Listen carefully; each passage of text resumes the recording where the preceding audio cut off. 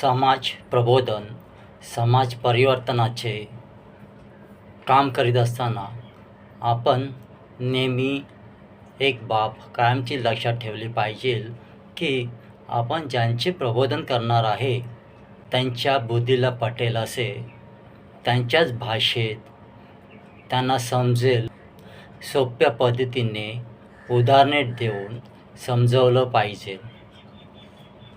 त्याला वेळ दिला पाहिजे.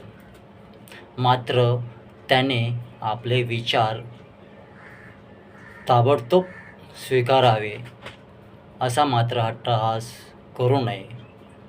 पुढे हळूहळू त्यांना जसं समजेल उमजेल त्या पद्धतीने ते समजून घेतील आणि ते आपल्या विचार कार्याला स्वीकारतील.